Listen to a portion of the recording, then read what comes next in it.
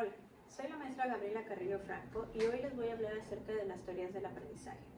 Las teorías del aprendizaje son todas aquellas que ponen de manifiesto y describen el proceso de aprendizaje de un ser vivo. Con ellas se pretende conocer y entender cómo aprende un ser humano o un animal. Los seres humanos y los animales aprenden de distinta forma. Por este motivo se han establecido distintas teorías que explican cómo actúa la mente en el proceso de aprendizaje o cómo influye en nuestro entorno, así como las emociones. Las teorías del aprendizaje se centran en estudiar, investigar y aplicar estrategias para llevar a cabo métodos de aprendizaje eficaces. Una de las cosas que se pone en práctica es la realización de estudios experimentales para obtener conclusiones y nuevos conocimientos en materia de aprendizaje. Dentro de esta teoría conductista vamos a encontrar dos representantes, Pavlov y Skinner. Pavlov nos dice que existe el condicionamiento respondiente, es decir, un modelo que va a tener un estímulo-respuesta o aprendizaje por asociaciones. Es un tipo de aprendizaje asociativo que fue demostrado por primera vez por Ivan Pavlov. ¿Qué ejemplos podemos considerar dentro del salón de clases? Cuando la campana o timbre suena para salir al recreo, la llegada del profesor al salón y todos se levantan y dicen buenos días, la aplicación de un examen o mirar fijamente al niño cuando se equivoca al dar una respuesta a un problema o a una pregunta.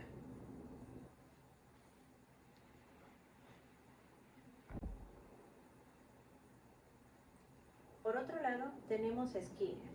Skinner adoptó la ley del efecto de Thorndike y denominó refuerzo o reforzador a todo estímulo que siga una respuesta y que incrementa la probabilidad de que ésta se repita.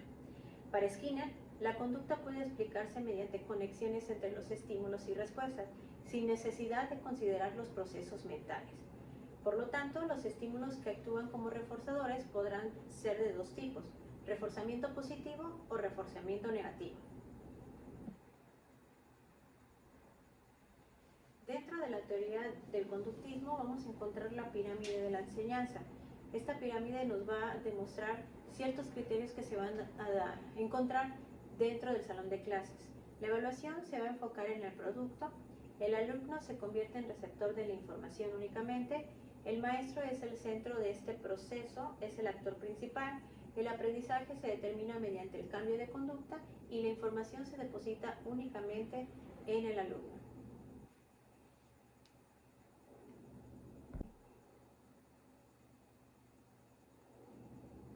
Las características del docente es que únicamente va a ser el que moldea al alumno. El enfoque conductista está basado en un modelo de comunicación vertical. Sitúa al docente por encima del alumno, asumiendo la figura o el rol del emisor, y el alumno representa un ser pasivo que únicamente recibe la información.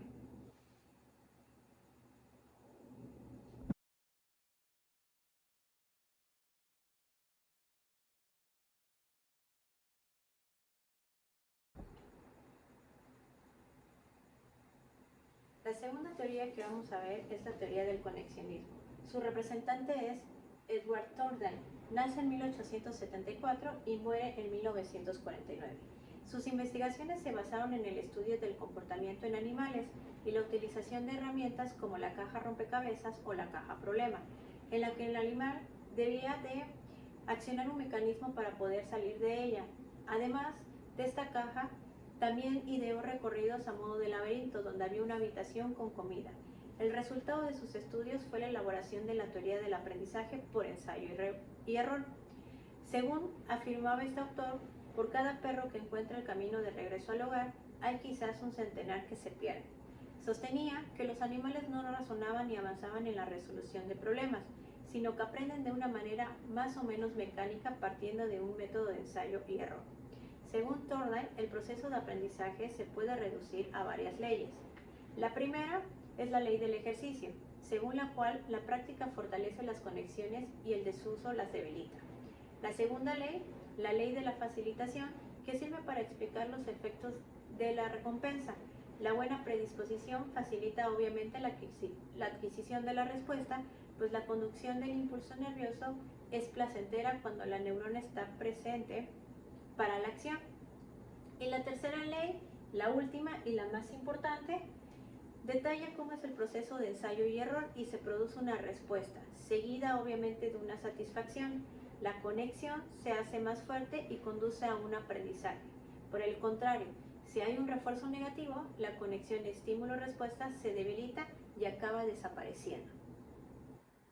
Es decir, la buena predisposición facilita la adquisición de la respuesta al convertir la práctica en algo satisfactorio y por tanto reforzante.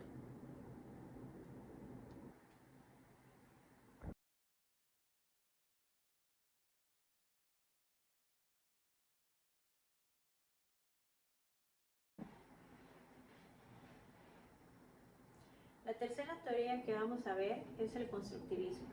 El constructivismo es una corriente pedagógica que brinda las herramientas al alumno para que sea capaz de construir su propio conocimiento, resultado obviamente de las experiencias anteriores obtenidas en el medio que le rodea.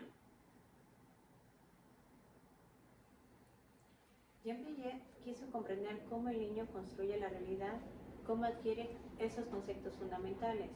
Además, reconoció que se construye el conocimiento partiendo desde la interacción con el medio. Por lo tanto, el sujeto interactúa con la realidad, construyendo su conocimiento y al mismo tiempo su propia mente. El conocimiento nunca es copia de la realidad, siempre es una construcción. Por otro lado, tenemos a Lev Vygotsky. Lev Vygotsky nace en 1899 y muere en 1934. Fue un psicólogo ruso de origen judío. Además, uno de los más destacados teóricos de la psicología del desarrollo, fundador de la psicología histórico-cultural, precursor de la neuropsicología soviética y padre del constructivismo social. Vygotsky consideraba que la mente y sus funciones superiores se originan en la interacción social. Por lo tanto, va a enfatizar la influencia de los contextos sociales y culturales en la apropiación del conocimiento. Nos maneja lo que viene siendo el andamiaje, la zona de desarrollo próximo, el trabajo colaborativo y que esto se puede dar a través de las actividades lúdicas.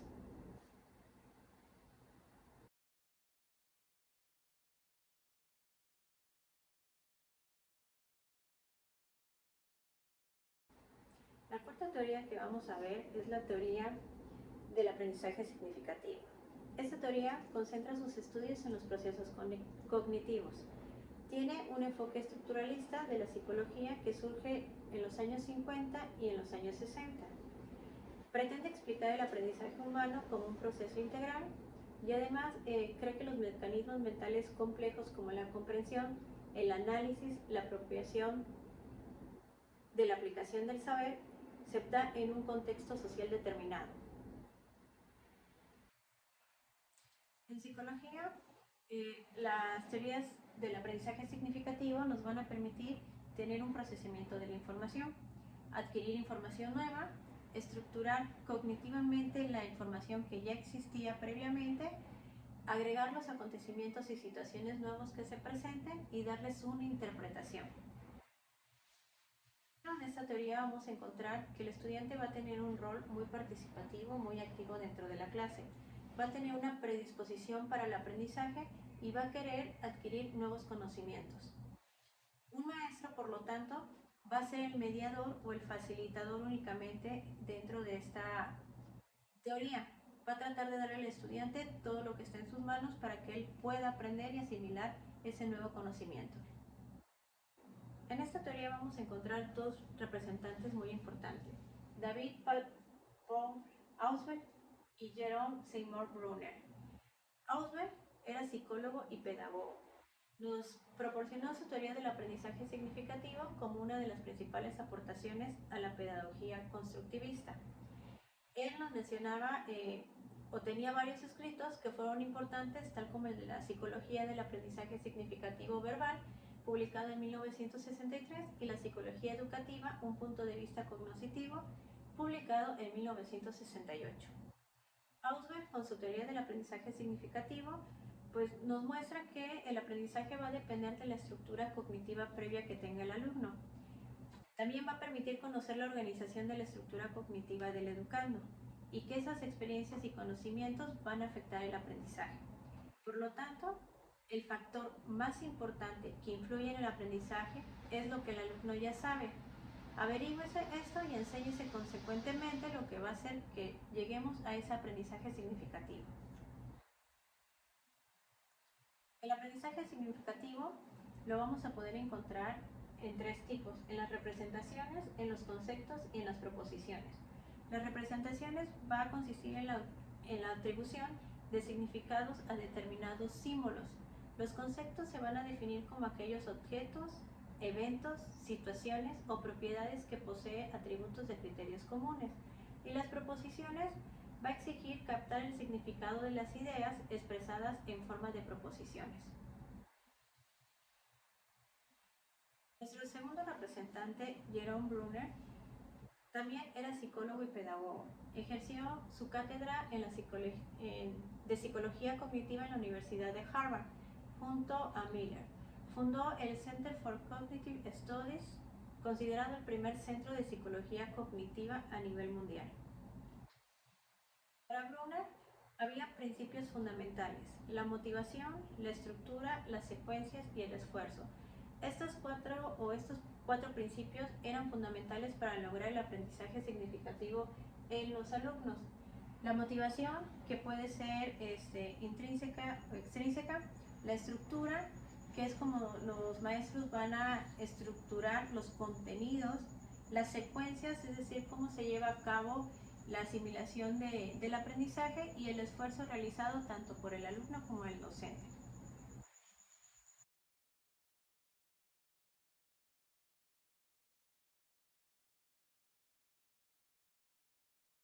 La quinta teoría es la teoría del procesamiento de la información. Las teorías del procesamiento de la información hacen referencia a una corriente que considera al sujeto como activo en términos de explicar su conducta.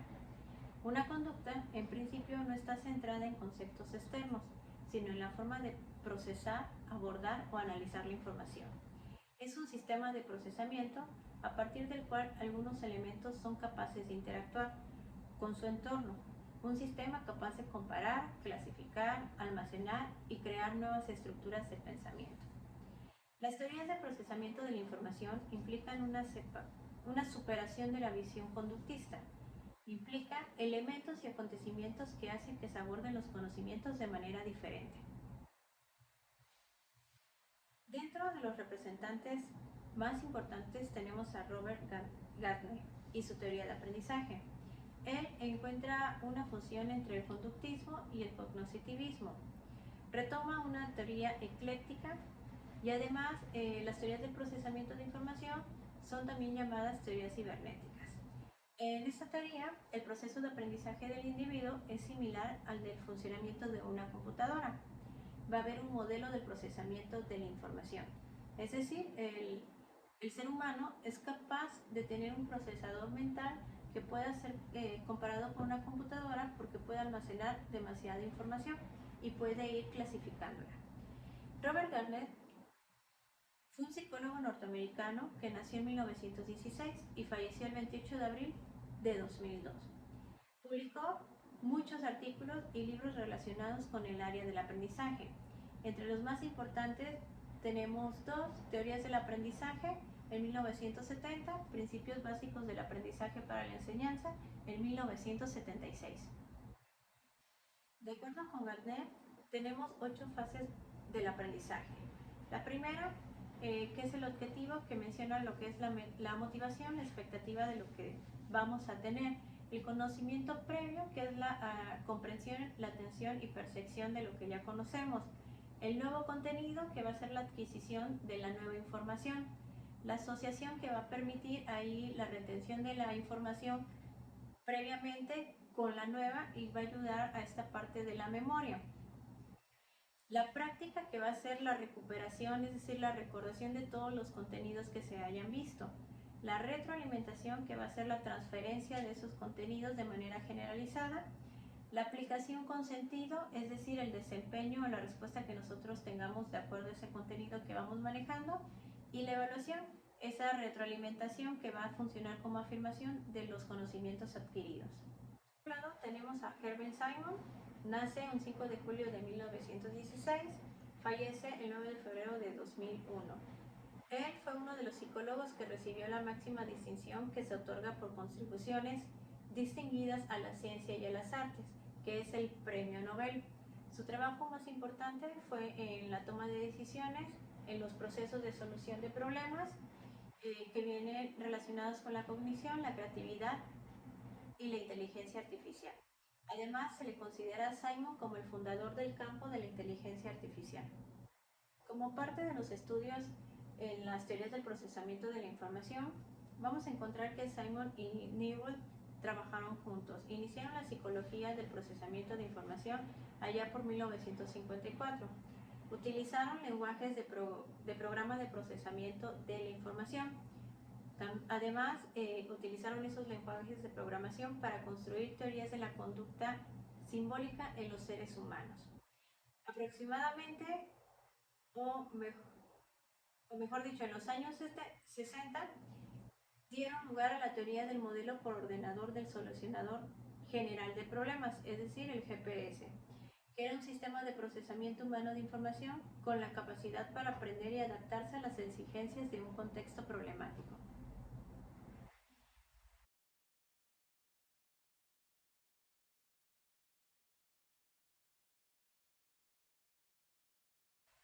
La sexta teoría que vamos a ver es la teoría de la conectividad. Esta teoría es definida como una teoría de aprendizaje para la era digital. Por tanto, se puede entender la emergencia de esta nueva tendencia en un contexto social caracterizado por la creación de valor económico a través de redes de inteligencia humana, que obviamente su finalidad va a ser crear conocimiento. Actualmente la tecnología juega un rol significativo. La antigua estructura de la era industrial se transforma en una sociedad donde la revolución de la tecnología de la información ha transformado los modos de hacer negocios, la naturaleza de los servicios y productos, el significado del tiempo en el trabajo y los procesos de aprendizaje. Por tanto, la educación basada en Internet ha contribuido a expandir el aprendizaje en ambientes formales, no formales e informales. Luego, como resultado, las estrategias de enseñanza-aprendizaje están en permanente cambio. En el conectivismo vamos a encontrar dos representantes muy importantes, George Siemens y Stephen Downes. Sin embargo, John Siemens es uno de los más importantes, ya que de acuerdo con él, considera una teoría del aprendizaje para la era digital, que va a tomar como base el análisis de las limitaciones del conductismo, el cognitivismo y el constructivismo, para poder explicar el efecto que la tecnología ha tenido sobre la manera en que actualmente vivimos, nos comunicamos y aprendemos. Es la integración de los principios explorados por las teorías del caos, redes neuronales, complejidad y autoorganización. Este se enfoca en la inclusión de la tecnología como parte de nuestra distribución de cognición y conocimiento. Por lo tanto, el cognitivismo es una alternativa que bien vale la pena explorar dentro de nuestras aulas. Increíblemente, vamos a identificar que la educación formal no va a estar alterada y que obviamente va a depender mucho de la metodología que siga cada uno de los docentes. Como lo mencioné anteriormente, George Siemens nos va a marcar características fundamentales de la teoría de la cognitividad. El aprendizaje y conocimiento se encuentran en la diversidad de opiniones. El aprendizaje es un proceso de conexión especializada de nodos o fuentes de información.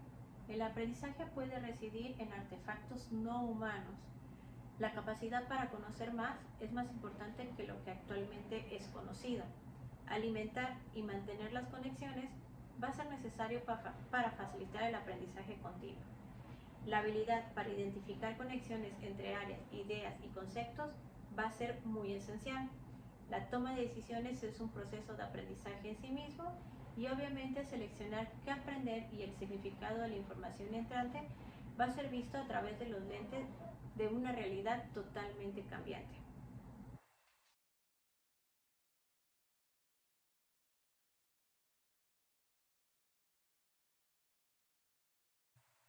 La séptima teoría que vamos a ver es la inteligencia exitosa. Según Stever, que es el principal representante, la inteligencia exitosa está integrada por el conjunto de habilidades necesarias para alcanzar éxito en la vida. una variable que depende de la perspectiva de cada persona y de su contexto sociocultural. Las personas tienen inteligencia exitosa si reconocen sus fortalezas y las desarrollan al máximo. Todos somos buenos en algo, al mismo tiempo que reconocen sus debilidades y encuentran formas de corregirlas o compensarlas. Nadie es bueno en todo. Las personas con inteligencia exitosa se adaptan y dan forma a su entorno, ajustando su pensamiento y conducta para encajar mejor en el mismo, modificarlo o elegir uno nuevo, haciendo un uso equilibrado de estas tres capacidades: la inteligencia analítica, la creatividad y la inteligencia práctica. Vimos entonces que debemos recopilar la información, guardarla y sobre todo usarla para poder aprender y lograr así esa tan famosa inteligencia exitosa. Por lo tanto, la inteligencia es toda actividad mental que se orienta a la adaptación consciente al entorno y a la selección o transformación de éste con el propósito de obtener resultados y ser capaz de provocar activamente la adecuación de uno al medio o del medio a uno. Se trata del conjunto de capacidades de pensamiento que se utilizan en la resolución de problemas más o menos cotidianos o abstractos. Y de acuerdo a Ruben Stammer, la habilidad para lograr el éxito en la vida según unos estándares personales dentro de un contexto sociocultural propio. Y de esa manera podremos lograr la inteligencia exitosa.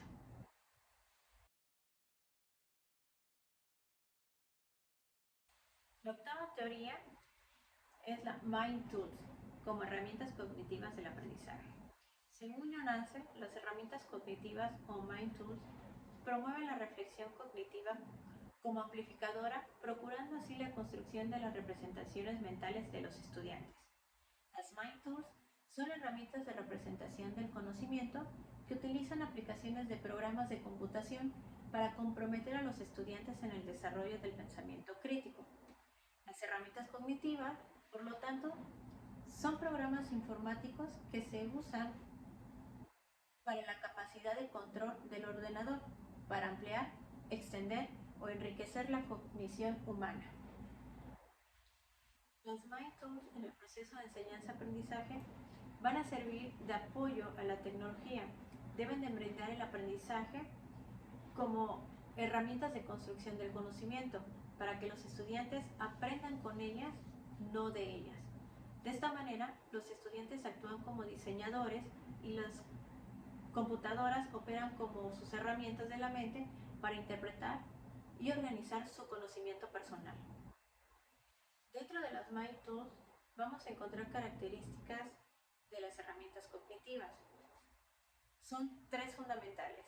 Son herramientas de proceso cognitivo porque van a permitir relacionar el conocimiento previo al conocimiento nuevo en la mente. Son herramientas no inteligentes y son herramientas que promueven la colaboración cognitiva. Por último, dentro de las herramientas cognitivas vamos a encontrar que van a tratar de establecer un nuevo énfasis en las habilidades cognitivas del uso de la información, poner el acento en la comunicación escrita y en las habilidades de búsqueda crítica y evaluar fuentes de información, promover las habilidades metacognitivas y regulatorias como la planificación, el control de la comprensión y el aprender a aprender. Potenciar el desarrollo de estrategias para un pensamiento creativo y de resolución de problemas y métodos sistemáticos en la toma de decisiones. Y por último, enfatizar el trabajo cooperativo de resolución de problemas y las habilidades de negociación.